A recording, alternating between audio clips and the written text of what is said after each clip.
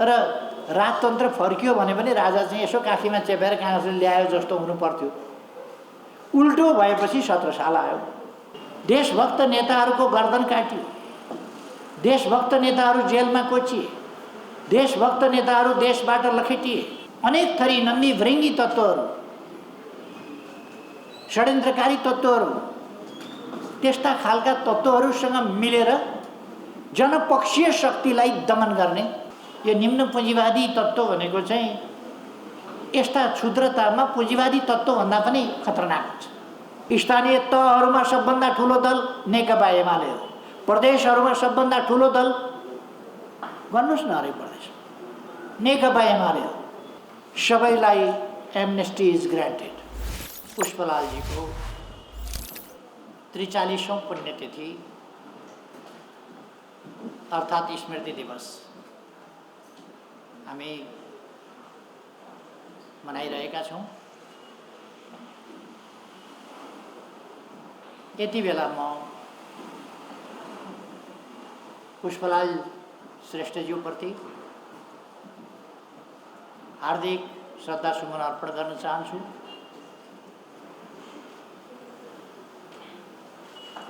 र सबै संस्थापकहरूप्रति पनि, हाम्रा अग्रज सम्पूर्ण नेताहरूप्रति पनि, जो दिवंगत भइसक्नु भएको छ उहाँहरूप्रति श्रद्धासुमन अर्पण गर्न चाहन्छु।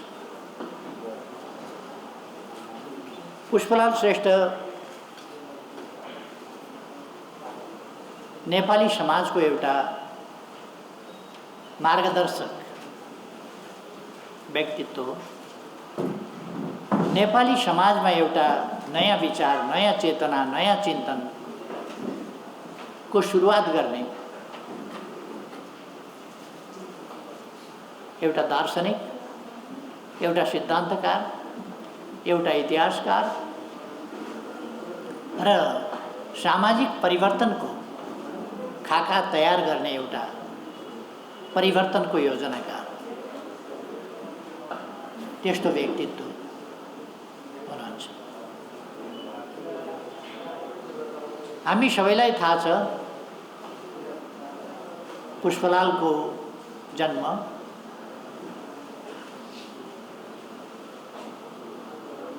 1924 अर्थात् विक्रमको 2081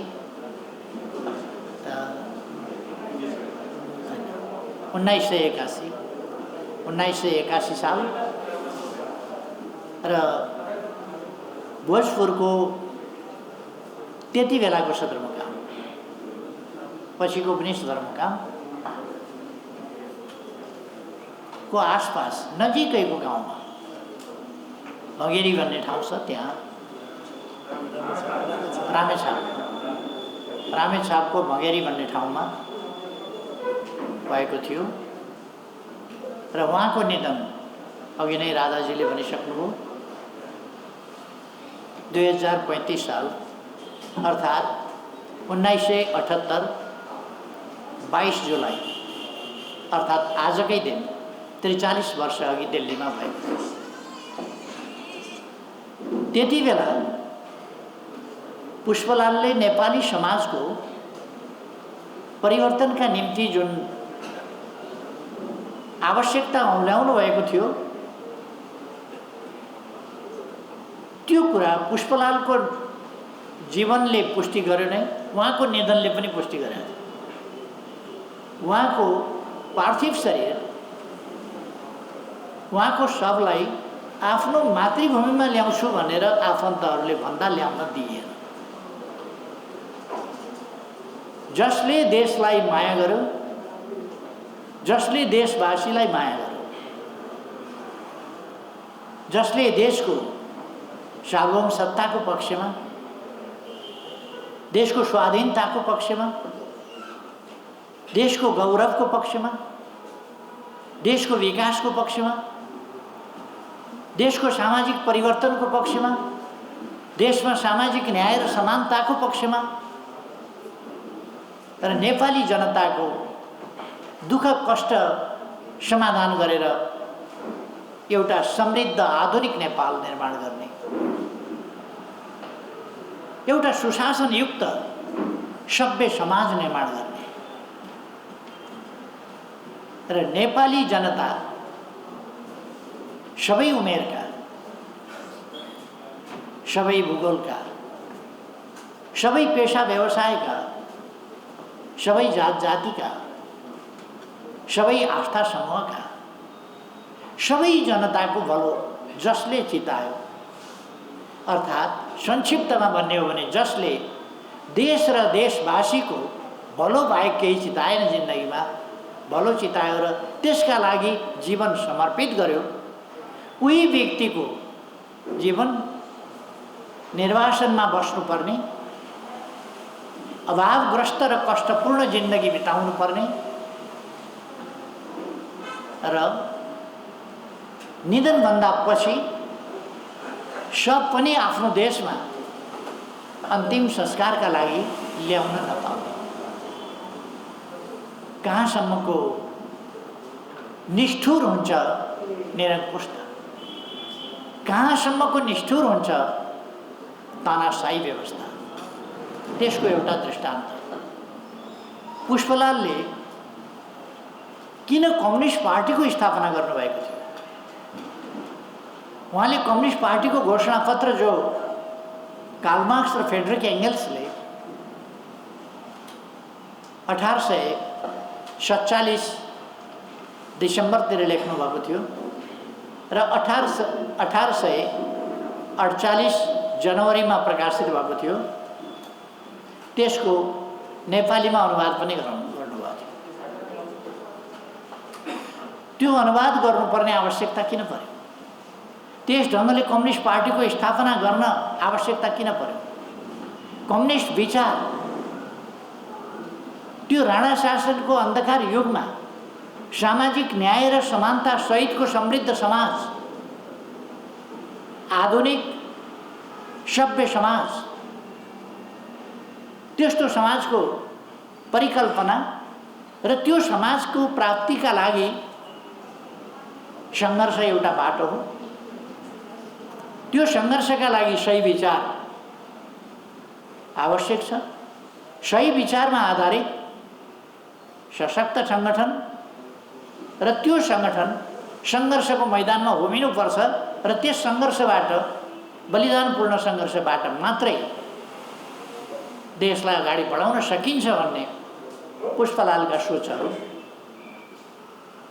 कति साबित, कति सही थिए, ती कुरा समयले स्पष्ट पारेको छ।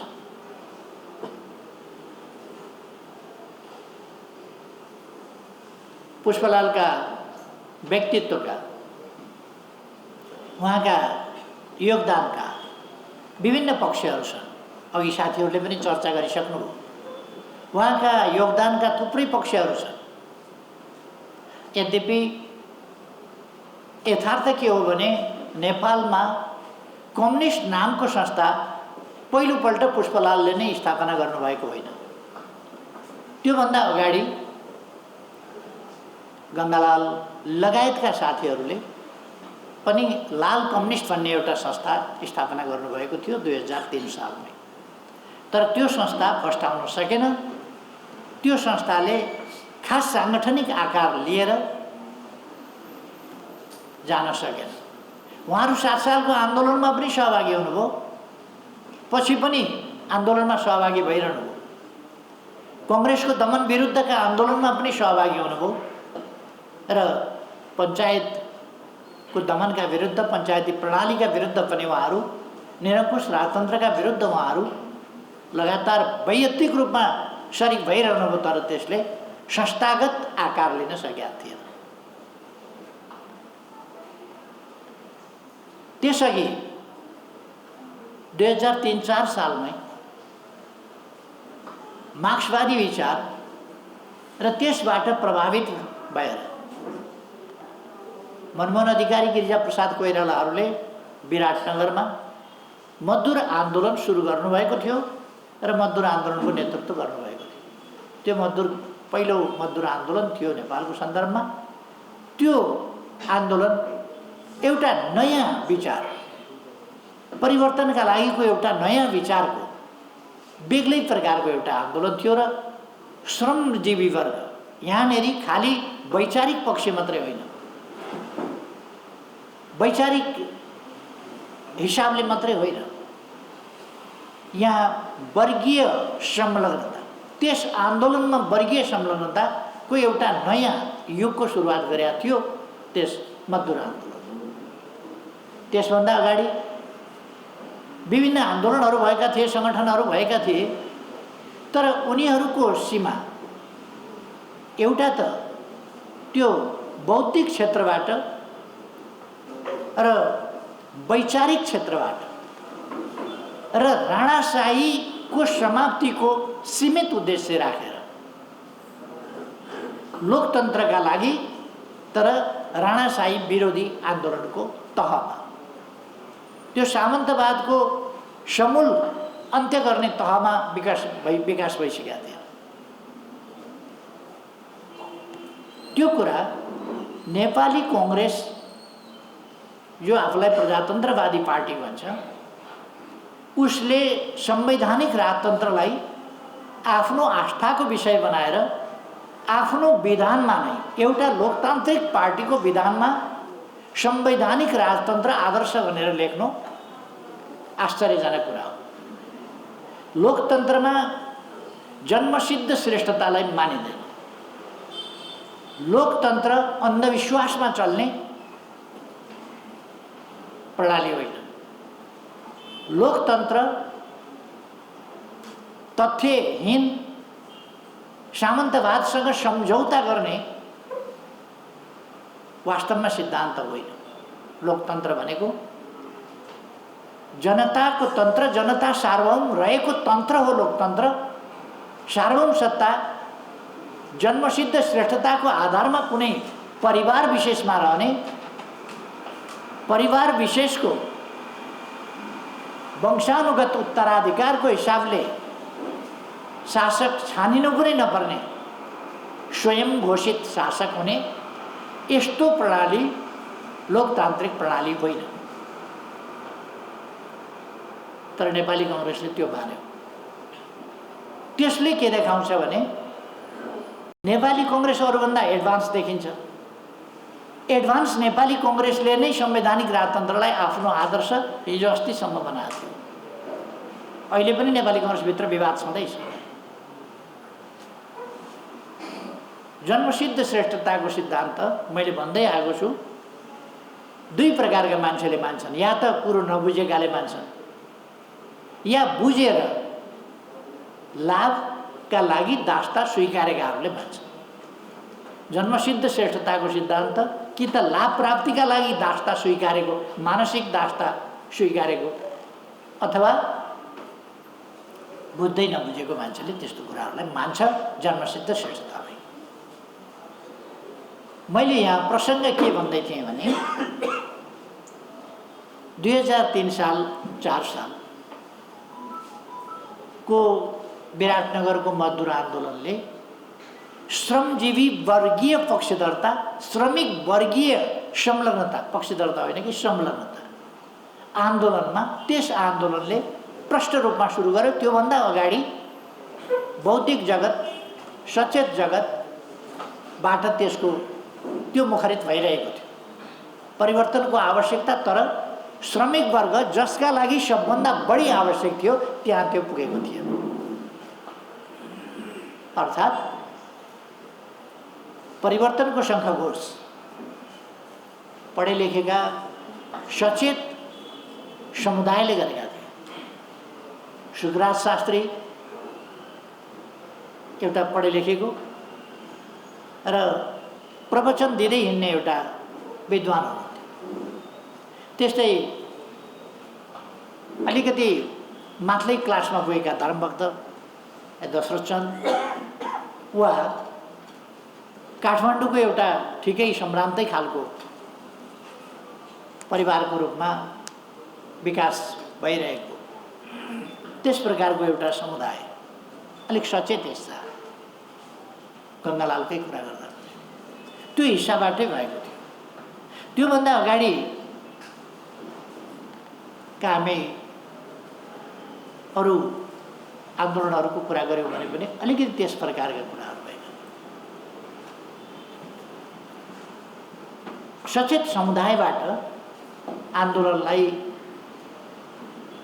चेतनाको हिसाबले, न्यायिक समतामूलक चेतनाको हिसाबले अन्याय र जहानिया शासनप्रतिको विद्रोह भावको हिसाबले आन्दोलनलाई अगाडि बढाउन खोजिएको थियो। चाहे मकैको खेती जस्ता पुस्तकहरूको रचना होस्, चाहे लाइब्रेरी पर्व जस्तो होस्, अथवा अरू विभिन्न खालका कुराहरू हुन् वा 97 सालको आन्दोलन होस्। त्यसलाई पछि वर्गीय संलग्नताले 4 सालबाट एउटा नयाँ रूप दिएको थियो। त्योभन्दा अगाडि कम्युनिस्ट पार्टीको, लाल कम्युनिस्टको स्थापना पनि त्यसै गरी भएको थियो र त्यसपछि आन्दोलनमा एउटा नयाँ खालको चेतना, नयाँ खालको आन्दोलनकारी युगको सुरुवात भएको मान्न सकिन्छ, जसले गर्दा त्यसलाई अगाडि बढाउनका लागि समयको माग अनुसार, युगको चेत अनुसार पुष्पलालजीको अगुवाईमा 2006 साल यो 9 गते कि 10 गते पर्यो, वैशाख 9 या 10 गते 22 अप्रिलका दिन 1949 अप्रिल 22 का दिन स्थापना भएको थियो। त्यो दिन 9 वैशाख 9 2006 साल थियो। त्यसले नेपालमा एउटा वास्तवमा चेतनाको हिसाबले एउटा नयाँ समग्र आमूल परिवर्तनकारी चेतना हो। त्यहाँबाट त्यस चेतनालाई कार्यान्वयन गर्न, त्यो चेतना र त्यसलाई कार्यान्वयन गर्ने सङ्गठन अब सङ्गठित रूप त्यसले पायो। त्यस चेतनालाई कार्यान्वयन गर्ने समग्र आमूल परिवर्तनको चेतनालाई बोकेर हिँड्ने सङ्गठन निर्माण भयो। पुष्पलालले स्थापना गर्नुभएको कम्युनिस्ट पार्टीको महत्त्व त्यसमा छ। यो राणा शासन विरोधी आन्दोलनसम्म मात्रै सीमित थिएन। नेपाली कङ्ग्रेसको आन्दोलन, नेपाली कङ्ग्रेसले लिएको विचार र त्यस विचारलाई बोक्ने नेपाली काङ्ग्रेस, त्यो राष्ट्रिय काङ्ग्रेस होस् अथवा प्रजातन्त्र काङ्ग्रेस होस् अथवा पछि आएर नेपाली काङ्ग्रेस होस्, उनीहरूको चेतना समग्र सामाजिक परिवर्तन होइन, राजनीतिक परिवर्तन, त्यो पनि अलिक सीमित राजनीतिक परिवर्तन हो, राणा शासनको अन्त्य। यो कुरा 7 सालको आन्दोलनमा त्रिभुवनलाई भगाएर भारतीय दूतावास लगिनु, दिल्लीबाट प्लेन आएर सानो गौचरणमा बस्नु, गौचरणबाट उडाएर दिल्ली शरणमा लगिनु र दिल्लीमा सम्झौता, राजा राजै हुने, श्री 3 मोहन शमशेर फेरि श्री 3 हटेर प्रधानमन्त्री नै रहने र कङ्ग्रेस पनि त्यस सरकारमा सामेल हुने र गृह मन्त्रालय बिपी कोइरालाले लिने भन्ने सहमतिका साथ फेरि राजतन्त्रलाई भागेको भगाइएको राजालाई फेरि, गइसकेको राजालाई फेरि यहाँ अर्को एउटा सानो प्यादा स्थापना गरेको थियो। त्यो चेसको गोटी हुन्छ नि, त्यस्तै सानो टाउकोमा ठुलो मुकुट लगाइदिएर एउटा राजा यहाँ थपना गरेको थियो। फेरि उताबाट अर्को राजा डोकामा नेपाली काङ्ग्रेसले बोकेर आयो। 7 सालको आन्दोलन सफल हो। सफल आन्दोलन कस्तो देखियो सफल हुँदा भन्दा, त्रिभुवन एकदम विजयी मुद्रामा आयो, यस्तो हात हल्लाउँदै। नेपाली कङ्ग्रेस यस्तो खोकिलामा हालेर चेपेर ल्याए जस्तो देखिन्थ्यो। नेपाली कङ्ग्रेस कुनै तुजुकका साथ फर्किएन। त्रिभुवनको जुन ढङ्गले स्वागत भयो, जुन ढङ्गले त्रिभुवनको भव्य स्वागत भयो, त्रिभुवनले प्रजातन्त्र लिएर आए भनियो, त्रिभुवनले प्रजातन्त्र दिए भनियो, नेपाली कङ्ग्रेस गृहमन्त्री खाना एउटा सानो यसो खोकिलामा काखीमा च्यापेर ल्याए जस्तो। राजतन्त्र फर्किँदा पनि यदि फर्किन्थ्यो नै भने पनि नेपाली कङ्ग्रेस विजयी हिसाबमा आउनु पर्थ्यो। तर राजतन्त्र फर्कियो भने पनि राजा चाहिँ यसो काखीमा चेपेर काङ्ग्रेसले ल्यायो जस्तो हुनु पर्थ्यो। उल्टो भएपछि 17 साल आयो। खैर, यसमा समय रह्यो भने पछि जाउँला। पुष्पलालले त्यसरी एउटा नयाँ पृथक अरू सङ्गठन, अरू विचार, अरू सङ्गठन र अरूका आन्दोलन सम्बन्धी प्रस्तावना या मान्यताहरू या अरूका प्रयासहरूभन्दा पृथक आमूल परिवर्तनकारी विचार जसभित्र यसमा समग्रता छ, ती विचार, त्यसलाई बोक्ने प्रभावकारी सङ्गठन र ती विचारहरू जो आमूल परिवर्तनकारी, समग्र परिवर्तनकारी विचार हुन्, ती ध्येयमा अगाडि बढ्ने आन्दोलन, यसको अगुवाई गर्न पुष्पलालले चाह्यो। सुरुदेखि नै पुष्पलाल र पुष्पलालको समूहको नेपाली कङ्ग्रेससँग वैचारिक मतभेद स्वाभाविक रूपमा रह्यो। परिवर्तनको दायरा, परिवर्तनको क्षेत्र, परिवर्तन सम्बन्धी विषयहरू त्यहीँदेखि नै मतभेदहरू रहे। पछिसम्म पनि पुष्पलालको लोकतन्त्रप्रतिको निष्ठा रह्यो, दाउपेच होइन, लोकतन्त्रप्रतिको निष्ठा रह्यो सदैव। अरूका बढी दाउपेच रहे। लोकतन्त्र प्राप्ति प्रमुख कुरा हो, जनताको विजय प्रमुख कुरा हो। त्यसकारण आन्दोलनकारी शक्तिहरू मिल्नुपर्छ भनेर पुष्पलालले सधैँ जोड दिए। तर नेपाली कङ्ग्रेसले पुष्पलालका विचारभन्दा ठिक्क विपरीत आन्दोलनकारी ढङ्गले आन्दोलनकारी शक्तिहरू एक ठाउँ मिलेर जानुपर्छ भन्ने कुरालाई माने। त्यसै कारण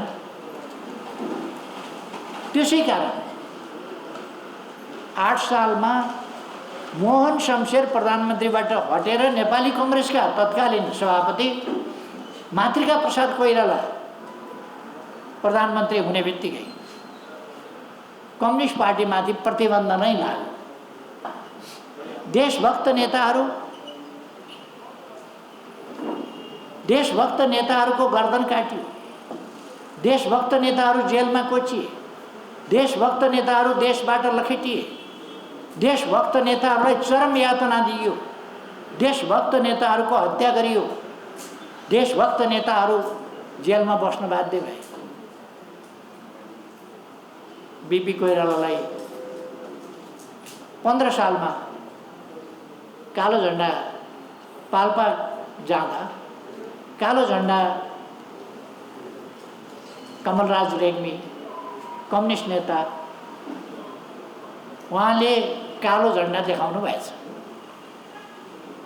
कालो झण्डा देखाए बापत दमनकारी तरिका भयो काङ्ग्रेसको, यसरी होइन, लोकतान्त्रिक ढङ्गले जाओस्, यसरी नजाओस् काङ्ग्रेस भनेर कालो झण्डा देखाउँदा कमलराज रेग्मीलाई पाल्पाबाट गिरफ्तार गरेर पैदल अड्डासार गर्दै गर्दै गर्दै यातनापूर्वक काठमाडौँ ल्याएर थुनियो।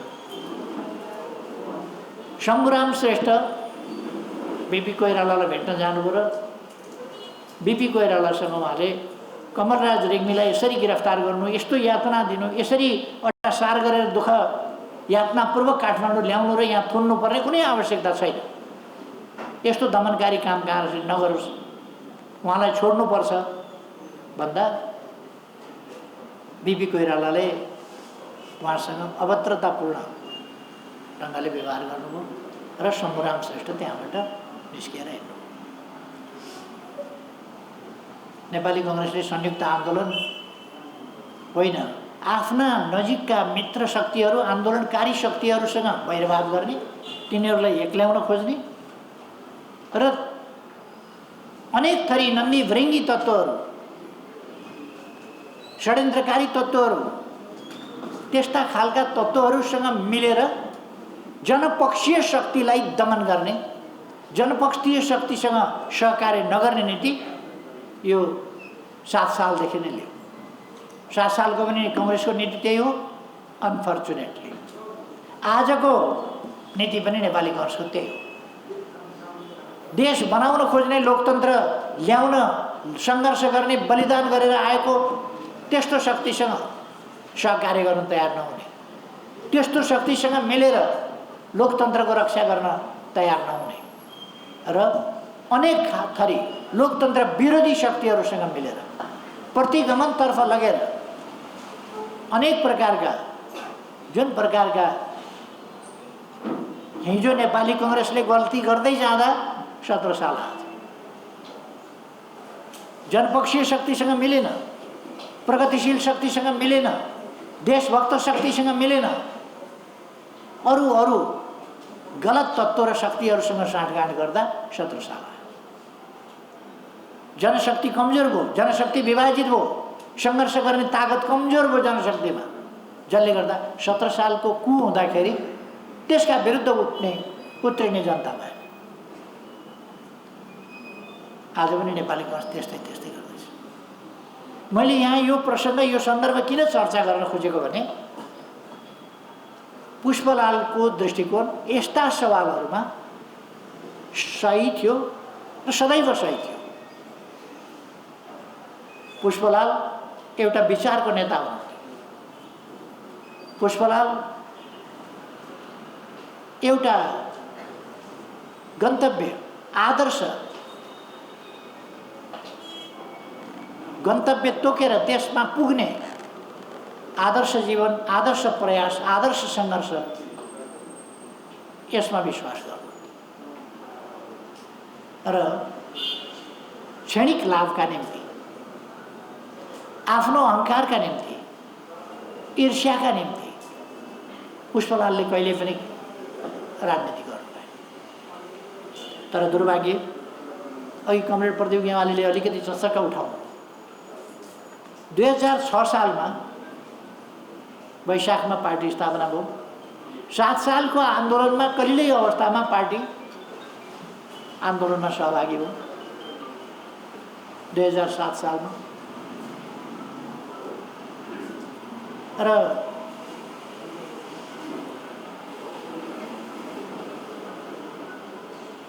8 साल पुग्दा नपुग्दा वास्तवमा पुष्पलाललाई महासचिवबाट 8 साल भदौ असोजतिरको एउटा बैठक छ। त्यो पोलिट ब्युरोको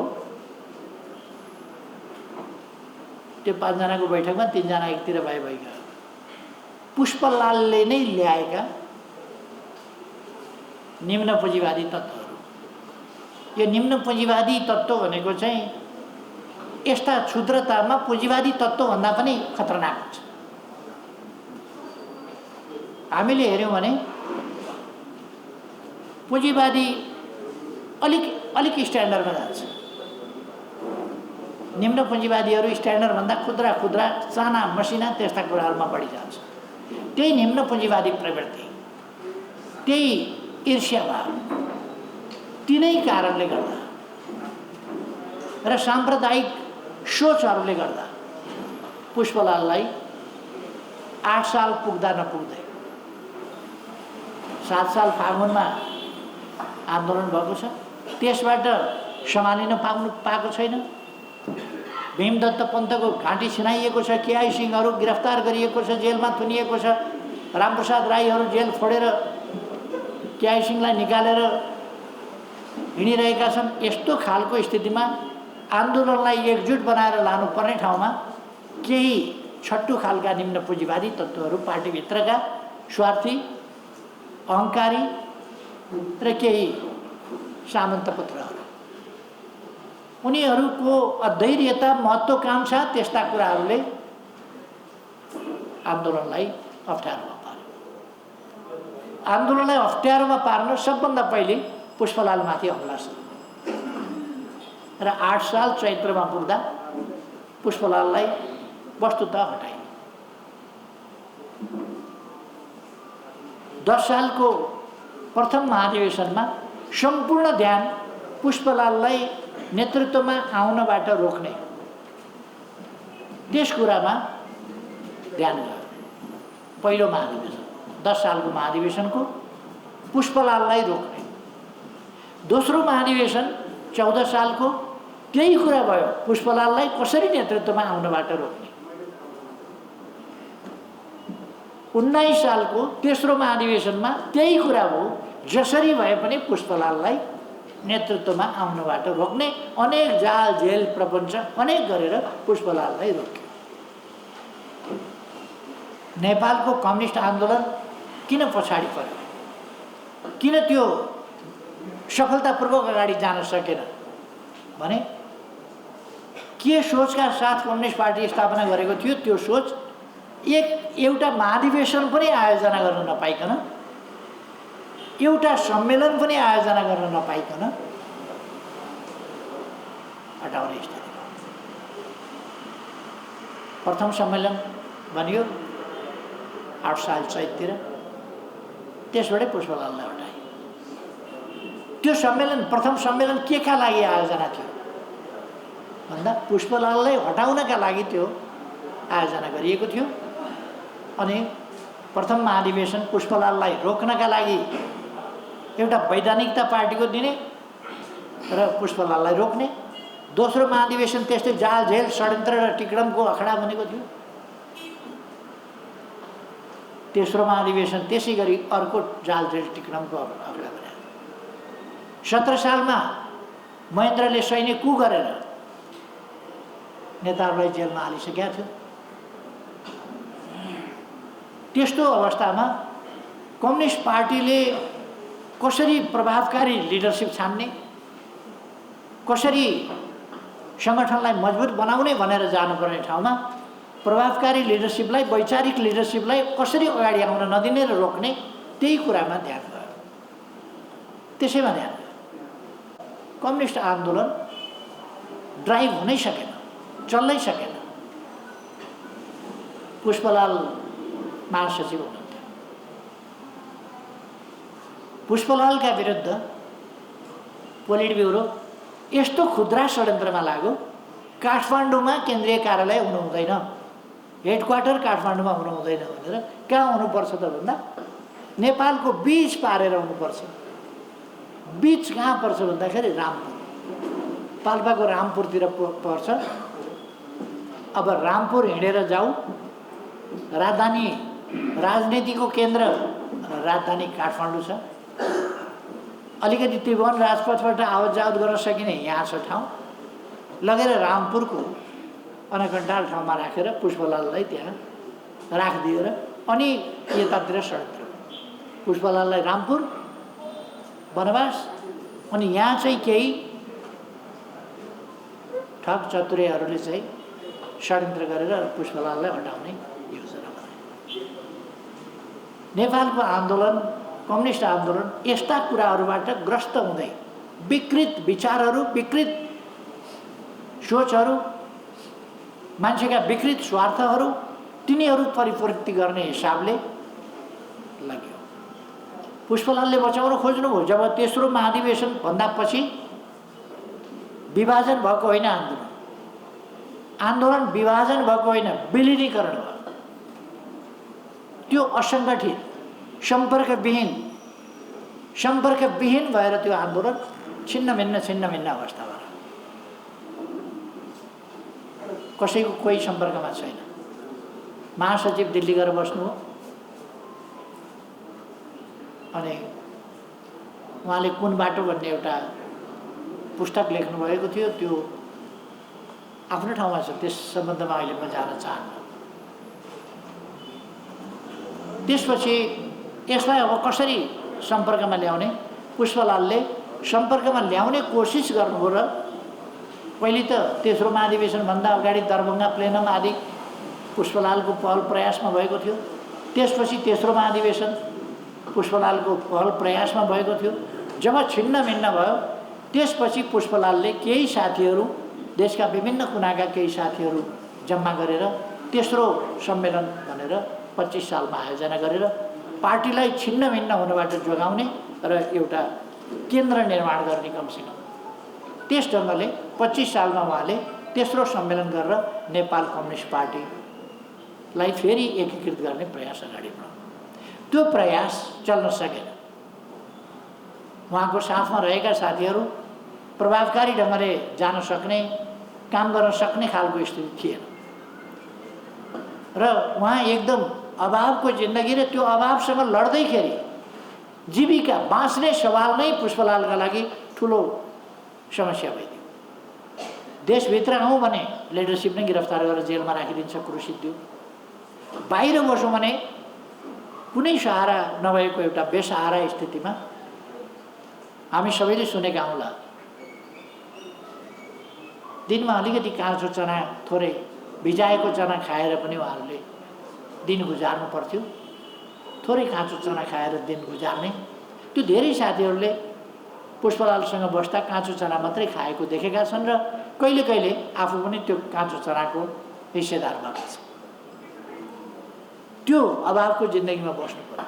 त्यसका बावजुद उहाँले नेपालको लोकतान्त्रिक आन्दोलनलाई कसरी सही विचारमा कसरी एकताबद्ध गर्न सकिन्छ, लोकतान्त्रिक शक्तिहरूलाई कसरी एकताबद्ध गर्न सकिन्छ र निरङ्कुश तन्त्र र निर्दलीय तानाशाहीका विरुद्ध कसरी सङ्घर्ष लान सकिन्छ भनेर चिन्तन गर्नुभयो, प्रयास गर्नुभयो र तिनीहरूलाई अगाडि पनि लानु, अगाडि पनि बढाउनु।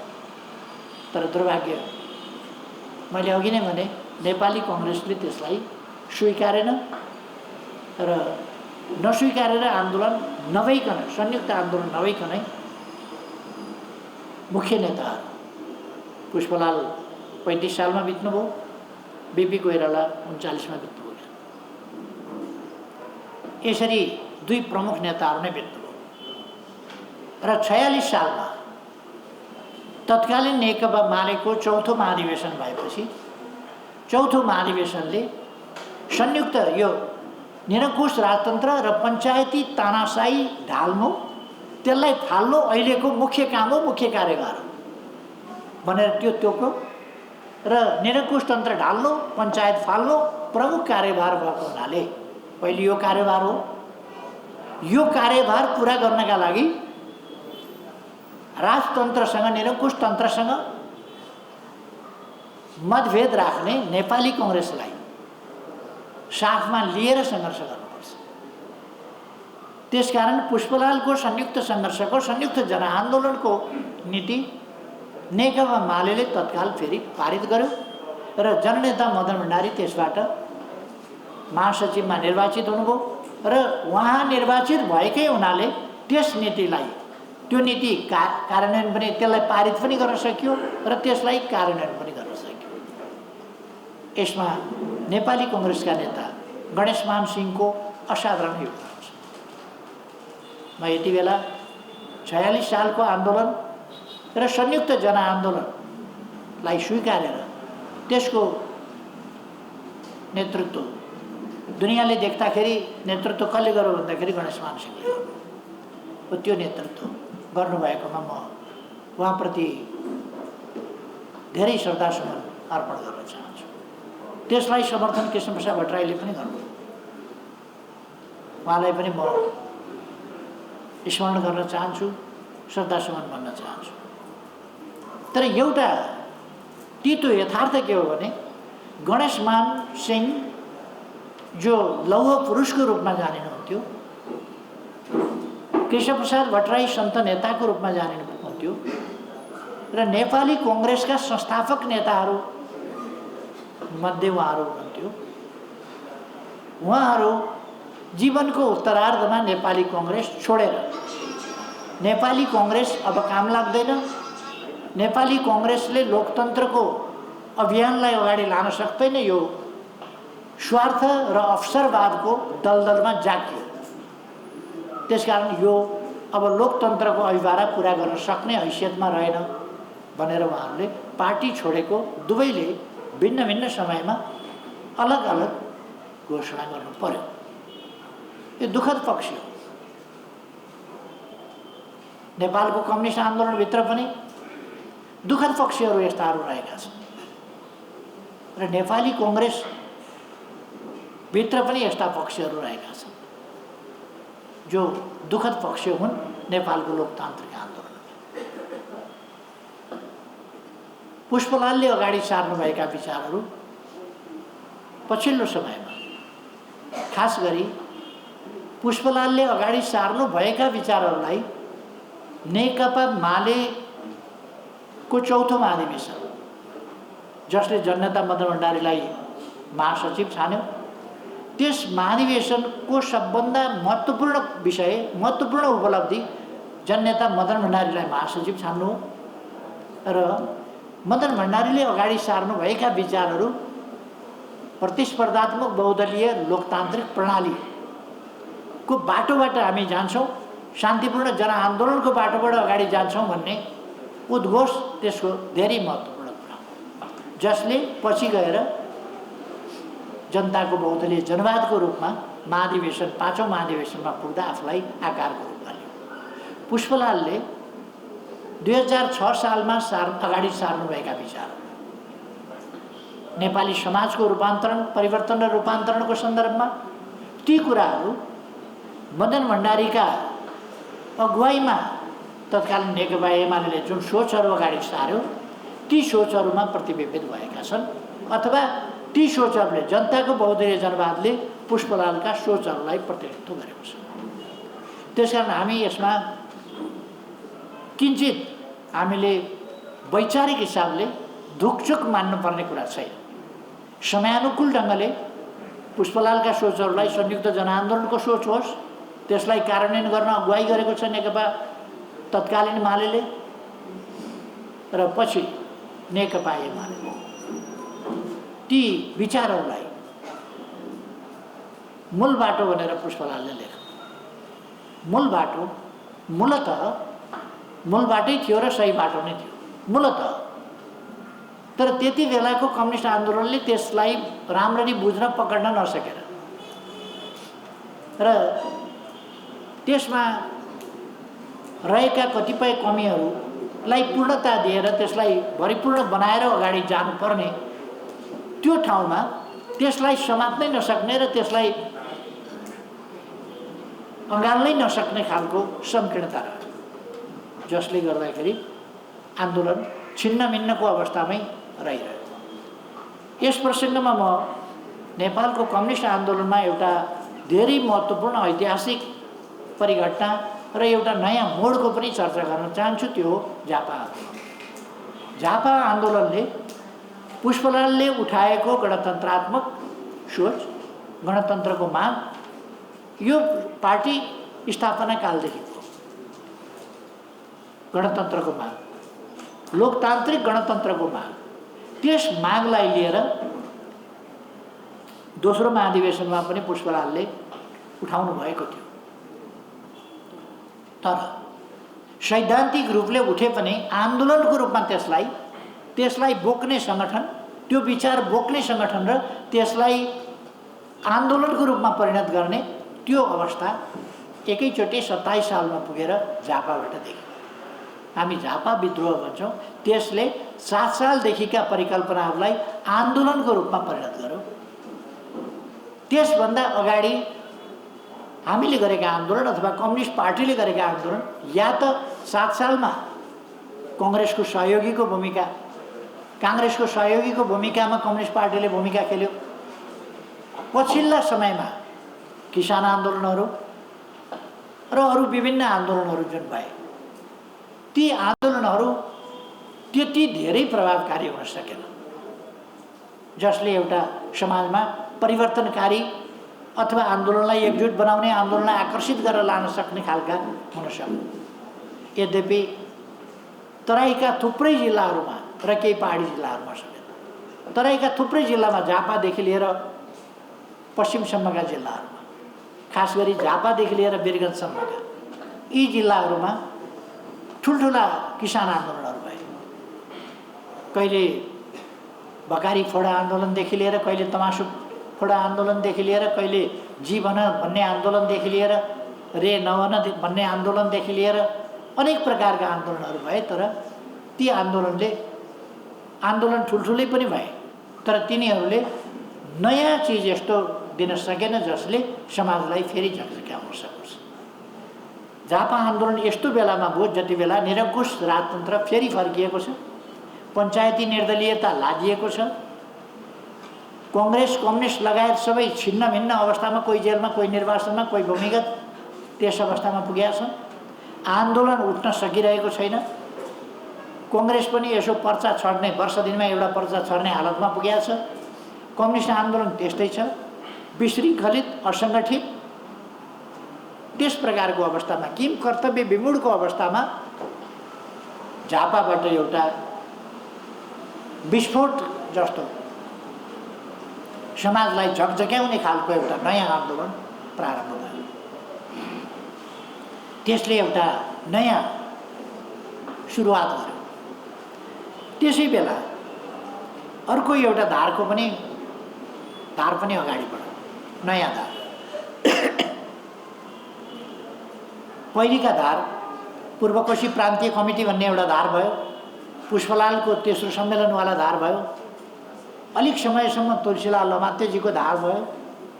यस्ता विभिन्न धारहरू पनि रहे र अरू टुक्रिएका धारहरू, विलय हुँदै सम्पर्कविहीन भएका धारहरू विभिन्न समूहका रूपमा पनि सङ्गठित भए।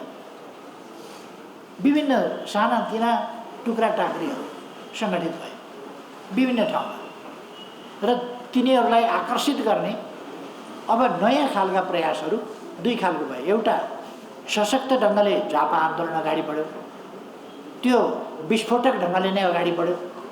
त्यसले एउटा ठुलो तहलका चर्चासहित अगाडि बढ्यो भने निर्मल लामा, मोहन विक्रम सिंहहरूले न्युक्लियस भन्ने बनाएर भित्री रूपमा एउटा समूह सुरु गर्नु।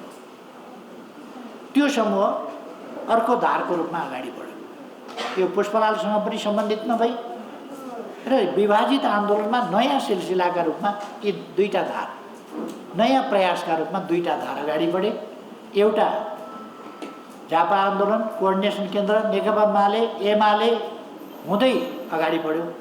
अर्को धार न्युक्लियसबाट चौथो सम्मेलन, त्यसपछि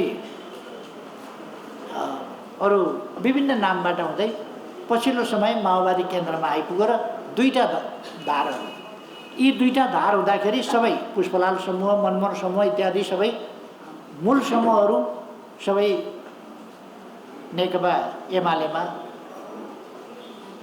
सङ्गठित भइसकेका थिए, एकीकृत भइसकेका थिए भने अर्कोतिर मोहन विक्रमको नेतृत्वको समूह पनि अगाडि बढ्दै गएर त्यो विभिन्न नाममा, कहिले जनमोर्चाको रूपमा, कहिले केका रूपमा, अनेक पाटलो सब, मोटो सब आदि नाममा, मसालका विभिन्न सहहरूको नाममा हुँदै अगाडि बढ्यो र अन्तिममा माओवादी हुँदै विभिन्न ढङ्गले गयो।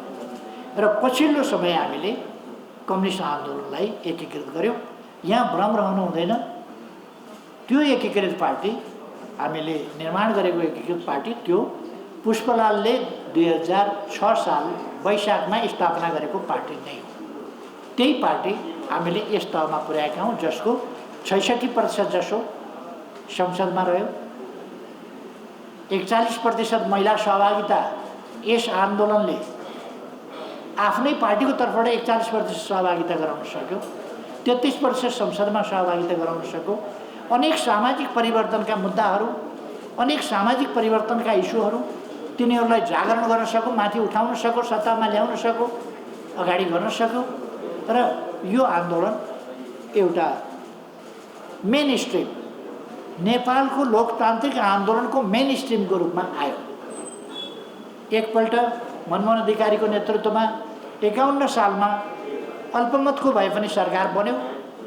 त्यसले महत्त्वपूर्ण काम गरेर त्यो नेपालको राष्ट्रिय राजनीतिको मेन स्ट्रिमको रूपमा आउन खोज्यो।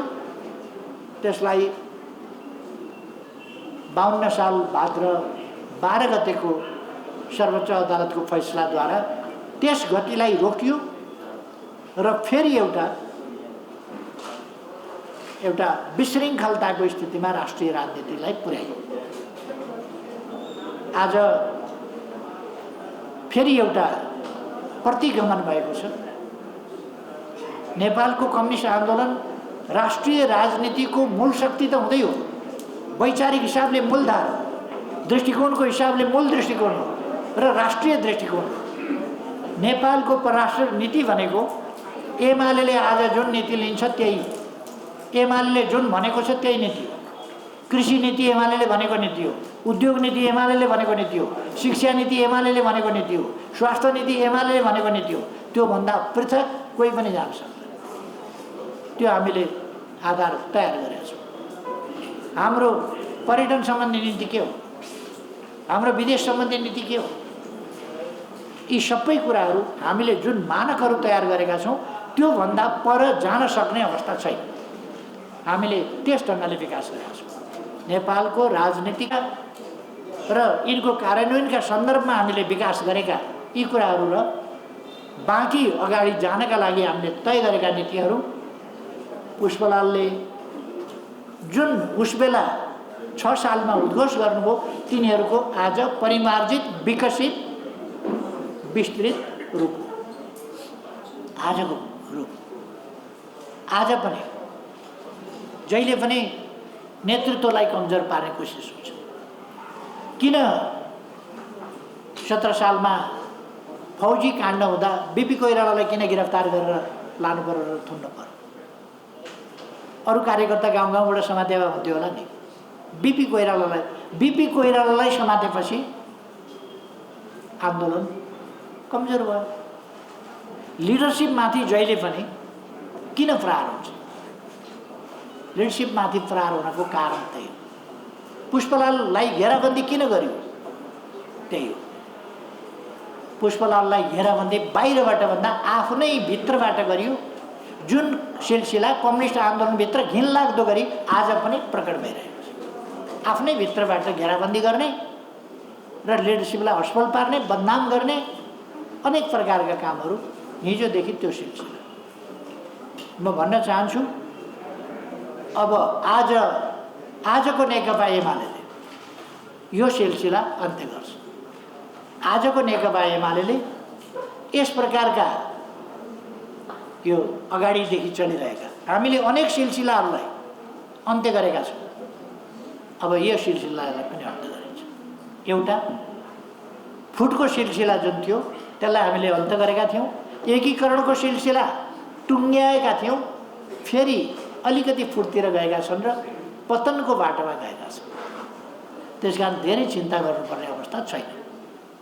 यो पतनको बाटोमा गएका छौँ र हामी आन्दोलनलाई फेरि सही विचारका साथ पुष्पलालको मार्गदर्शनमा, उहाँले अगाडि सारेका सोचहरूको दिग्दर्शनमा र त्यसै गरेर जननेता मदन भण्डारीले अगाडि सारेका विचारहरूको दिग्दर्शनमा नै हाम्रो आन्दोलन अगाडि जाने हो। यसमा कुनै कन्फ्युजन हुनु हुँदैन। आज पुष्पलाललाई बितिसकेपछि, दिवंगत भएपछि नेताहरूको नाम लिएर अनेक शाखा, प्रशाखा, उपशाखा अनेक खुल्छन्।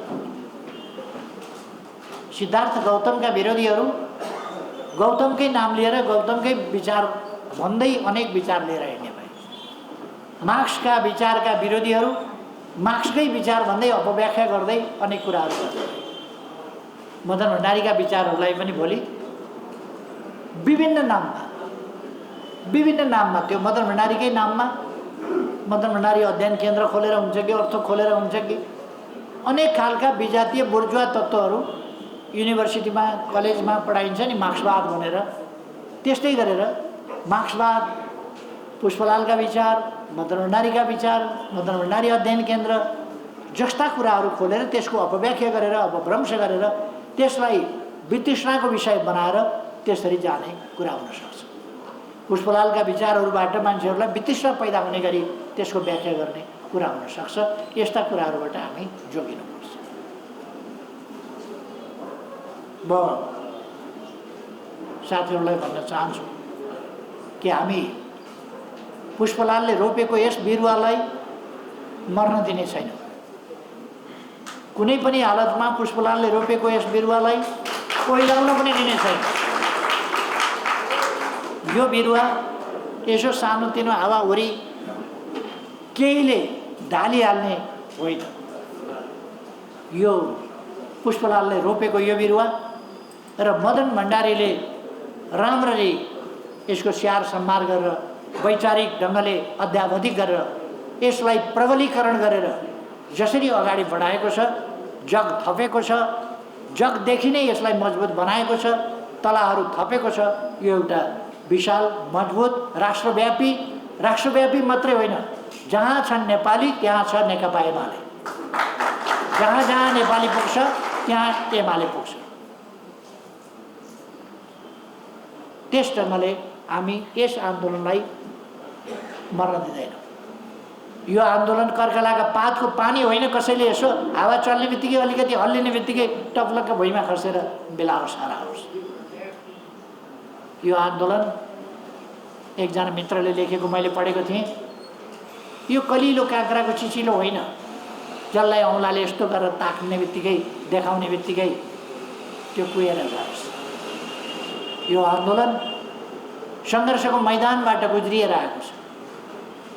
यसले पुष्पलाल श्रेष्ठ जस्ता आदर्श व्यक्तित्व, मनमोहन अधिकारी जस्ता आदर्श व्यक्तित्व, तुलसीलाल अमात्य जस्ता आदर्श व्यक्तित्व, त्यस्ता व्यक्तित्वहरूबाट प्रेरणा प्राप्त गरेको छ। पुष्पलाल मदन भण्डारी जस्ता महान विचारकहरूका विचारबाट यो प्रशिक्षित भएको छ। यो आन्दोलन यो स्वार्थहरूको गठजोड होइन, स्वार्थहरूको पुञ्ज होइन, यो राष्ट्र निर्माणको एउटा महान उद्देश्य समृद्ध नेपाल र सुखी नेपालीको राष्ट्रिय आकांक्षा र सङ्कल्प बोकेको, त्यो गहन अभिभारा बोकेको र अगाडिका चुनौती सामना गर्ने हिम्मत भएको यो संस्था हो, यो आन्दोलन हो, यो अभियान हो। र यो कम्युनिस्ट आन्दोलनको मात्रै होइन, नेपालको लोकतान्त्रिक आन्दोलनको मेन स्ट्रिम हो, मूलधार। म साथीहरूलाई सम्झाउन चाहन्छु, अहिले यति सारा देश दुनियाँ ओइरिनु पर्यो, खनिनु पर्यो यसका विरुद्ध, यसलाई ढाल्ने बनेका दिनदेखि कोसिस भयो। यसलाई बन्न नदिने कोसिस गरियो, सरकार बन्न नदिने कोसिस गरियो, सरकार बनेका दिनदेखि ढाल्न कोसिस गरियो। एकदम ठोस प्रयास 1.5 वर्षदेखि लगातार ठोस प्रयास भयो। दुनियाँ लागेर पनि खुट्टा हल्लाउन नसकेपछि, अलिकति डगमगाउन पनि नसकेपछि, उरतिरबाट परतिर सार्न नसकेपछि, मैले भन्न पर्यो नि, परमादेशबाट हामी हटेको, जनादेशबाट होइन, परमादेशबाट हामी हटेको।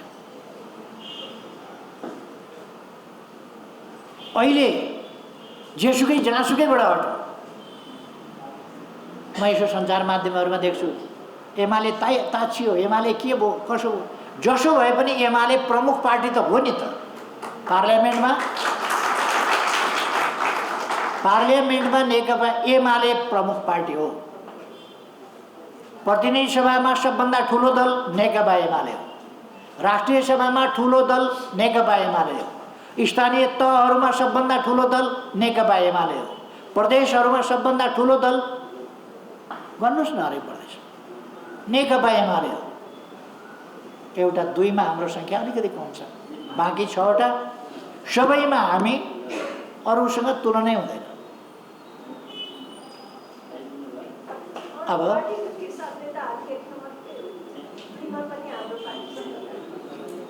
2मा पनि हाम्रै पार्टी सबभन्दा ठुलो छ। यसो गर, यो प्रमुख पार्टी हो, यो देशकै प्रमुख राजनीतिक शक्ति हो। प्रमुख राजनीतिक शक्ति मात्रै होइन, यो आन्दोलन लोकतान्त्रिक आन्दोलनकै प्रमुख राजनीतिक शक्ति हो, प्रमुख राजनीतिक धार हो, मार्गदर्शक हो, नेता पार्टी हो, यो जनतालाई प्रशिक्षित गर्ने गुरु पार्टी हो। त्यसकारण यसले जहिले पनि सही विचार दिन्छ, अग्रगामी विचार दिन्छ, नयाँ नयाँ विचार दिन्छ, विकास कसरी गर्ने देशको नयाँ नयाँ विचार दिन्छ। अब कति सुन्दै नसुनेका कुरा पर्छन् अनि छक्क पर्छ। सुन्दै नसुनेका कुरा भएपछि सजिलो के छ भने सुन्दै नसुनेका कुरा भएपछि त्यसलाई उखान तुक्का भन्ने हुन्छ। आफूले सुनेको छैन जानेको छैन भने त्यसलाई उखान तुक्का भन्ने। साहित्य थाहा भएन भने उखान तुक्का भन्ने, बिम्ब थाहा भएन भने उखान तुक्का भन्ने, इतिहास थाहा भएन भने उखान तुक्का भन्ने,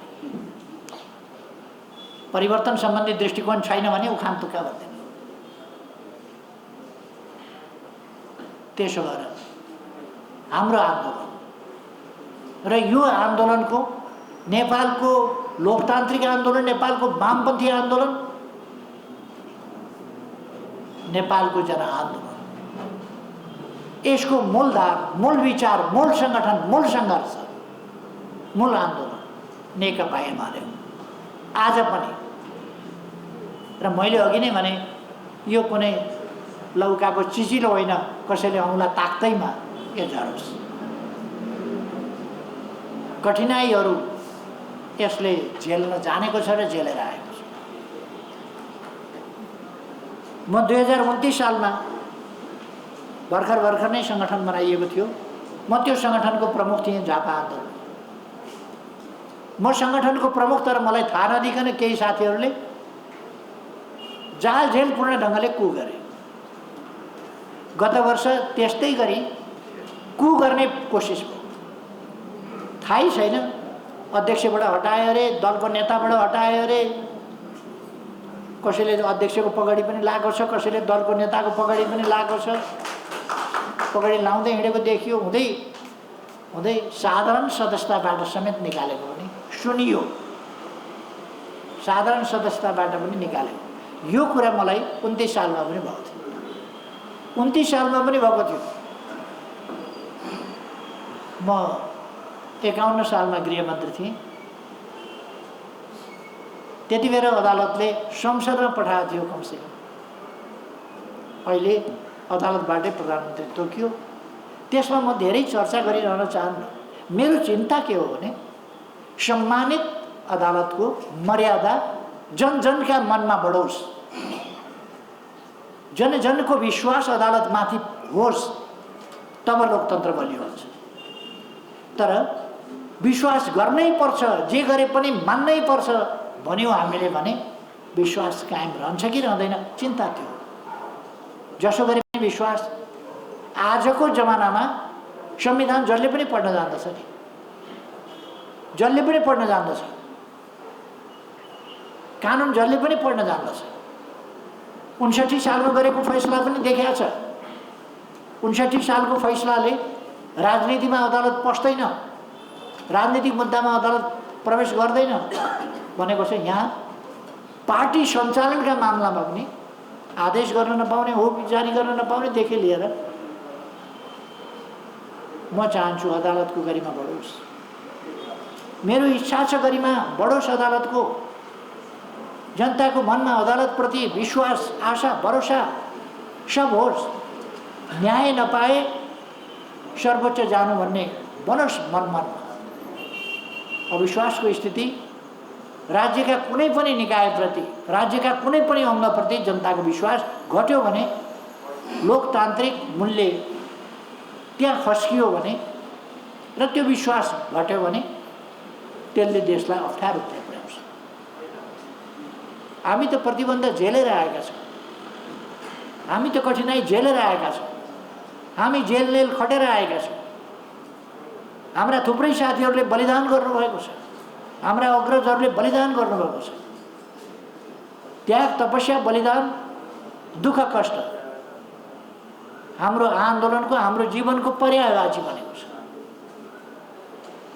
तर हामी हाम्रा सही विचारहरू, हाम्रो आदर्श मर्न दिँदैनौँ र पुष्पलालबाट शिक्षा लिएर, पुष्पलालबाट प्रेरणा लिएर हामी हाम्रो आन्दोलनलाई जीवित राख्न, गिडकिसो राख्न होइन, यसलाई मजबुत, विजयी, सफल र विजयी बनाउन क्रियाशील छौँ, रहनेछौँ र यसलाई विजयी बनाउनेछौँ। मैले अक्सर भन्ने गर्छु, अमेरिकी एकजना गायक बब एबेकियन हामी पुष्पलालबाट हामी सबैले प्रेरणा ल्याउँ र महान विचारहरू पुष्पलाल मदन भण्डारीले अगाडि सार्नुभएका महान विचारहरू कार्यान्वयन गर्न एकजुट भएर को कहाँ छौ भन्ने कुरा छोडिदिउँ, आफ्ना पदका कुरा छोडिदिउँ, स्वार्थका कुरा छोडिदिउँ, देशका कुरा गरौँ, जनताका कुरा गरौँ, समस्याका समाधानका कुरा गरौँ, पार्टीको एकताका कुरा गरौँ। म सबैलाई आग्रह गर्न चाहन्छु। आज यस दिनमा बाटो बिराएका भड्किएका साथीहरूलाई पनि म आग्रह गर्न चाहन्छु। आज पुष्पलाललाई सम्झिएर म भन्न चाहन्छु, यस पार्टीको यस आन्दोलनको एकताका लागि सबैलाई एमनेस्टी इज ग्रान्टेड। जेसुकै भएको होस्, एमनेस्टी आउनुहोस्, मिलेर काम गरौँ, म आग्रह गर्न चाहन्छु। यस आन्दोलनलाई मजबुत पारौँ, म आग्रह गर्न चाहन्छु। सबैलाई आग्रह गर्न चाहन्छु, एकजुट भएर जाउँ अहिले पनि। यद्यपि यस आन्दोलनले सानो धक्का बेहोरेको छैन, यस आन्दोलनले ठुलो क्षति बेहोरेको छ आफ्नै कारणले। तैपनि म भन्न चाहन्छु, आज फेरि एकजुट भएर अगाडि बढौँ।